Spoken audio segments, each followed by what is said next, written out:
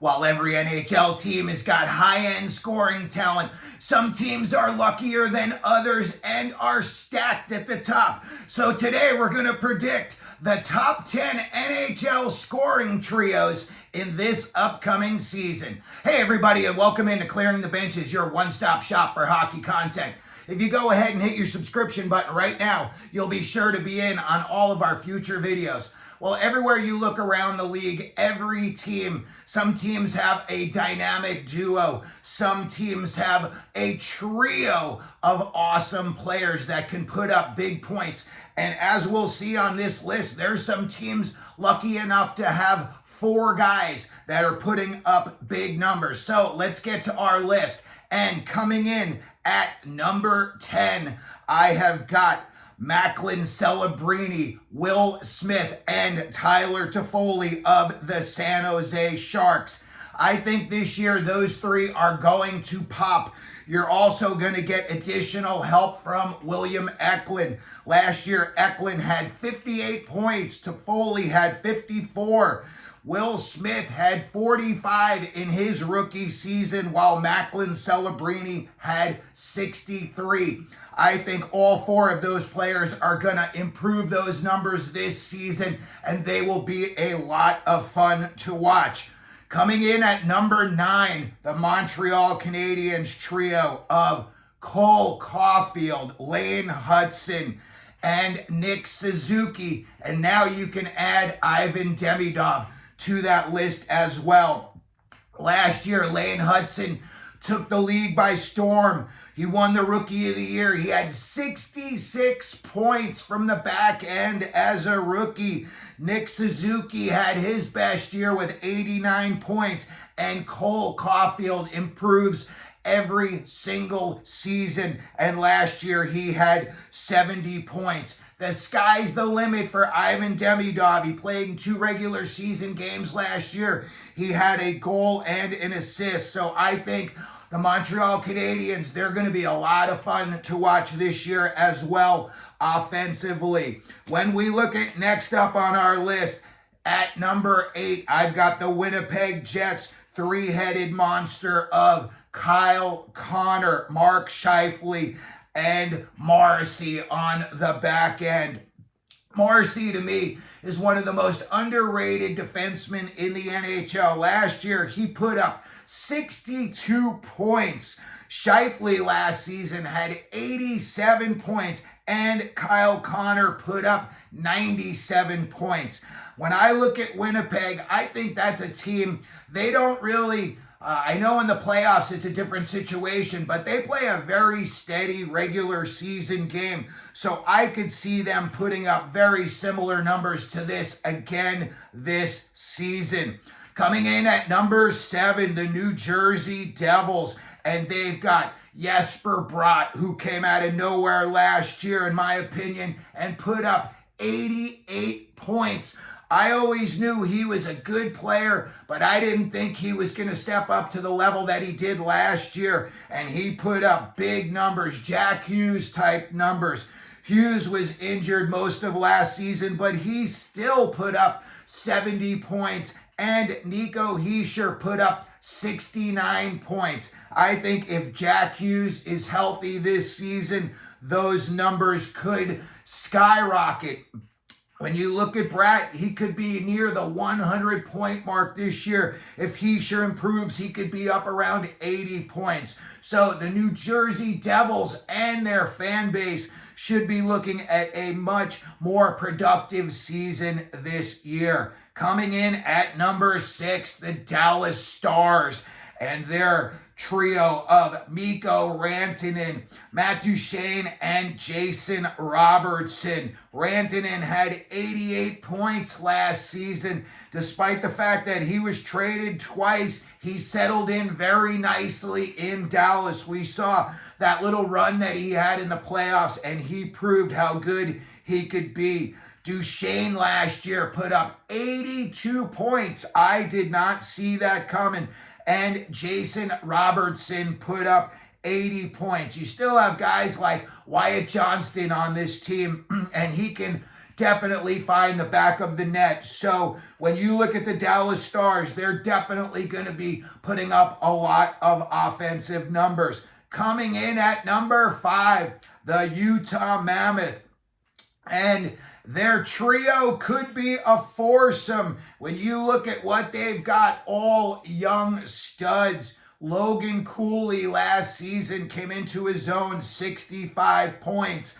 Dylan Guenther had 60 points. There may be a day in his career when we say that Dylan Guenther has scored 60 goals in a season. And Clayton Keller continues to improve as well. He had 90 points last year. They added JJ Peterka, who put up 68 points on a pretty putrid offense in Buffalo. So the Utah Mammoth and their fan base are going to have a lot to be excited about this year, especially when you see these guys coming over the boards. Next up at number 4, the Vegas Golden Knights. When I look, picking up Mitch Marner this offseason, it was the big story early on, and now it's kind of settled in and faded away. But in my opinion, when you put him with a guy like Jack Eichel, they play a very similar game. Both of those guys can score at almost will. And as far as distributors go, you're going to be hard-pressed to find 2 better passers in the league than either Mitch Marner or Jack Eichel. Like those guys or not, they are very, very productive. Last year, Marner had 102 points. Eichel had 94 points. When you look at who else they've got in that lineup, Dorofeyev put up big numbers last year, had 30 goals. And of course, you've got Tomas Hertl, who I think is going to be in for a bounce-back season after scoring only 61 points. I think Vegas is going to be right there at the end again. I think when the Western Conference Finals are all, laid out, I think that Vegas could be right there as one of the 2 teams. Next up, number 3, the Colorado Avalanche. And look at the 3 they've got: talent, and more talent. Nate McKinnon, to me, is one of my favorite players. He's just like watching a cowboy. He just gets on his horse and he just goes. And he don't care what's in front of him. It could be a river, could be a mountain. He's going through it, over it, around it, whatever he needs to do. Again, last year, 116 points. Cale Makar, I don't want to say he's a modern day Bobby Orr, but, in the last 30 or 40 years, he is definitely one of the best skating defensemen, very Paul Coffey-esque with his ability to take over a game and hold on to the puck, walk the blue line, get the shots through, and he takes a lot of pride in the defense he plays as well. And then last year, they added Marty Necas. There was rumors, Necas may not have been happy in Colorado, but I'll tell you what, especially if Val Nichushkin comes back this year and he can put up some kind of numbers for them as well, I think that this trio could really, really be productive again. And I think that all 3 guys could improve on their numbers. I'm waiting for the day when we look up and Cale Makar's got like 105 points. So the Colorado Avalanche, they've got a lot of firepower as well. Coming in at number 2, and this will be a little surprise for some people, the Edmonton Oilers. Normally you'd look at them and you would think right away with McDavid and Draisaitl that they're going to be at number 1. They're not, in my opinion. This year, as many points as they score, I think there's going to be another team, and the guys on that team are going to score even more. Draisaitl last year had 106 points. I see him probably in the 110 to 115 point range. Connor McDavid had an off year last year, and he still had 100 points. I think McDavid was holding on to everything he had for the playoffs. And in the regular season, yeah, he was putting out a good effort, but I don't think he was at top speed all year long.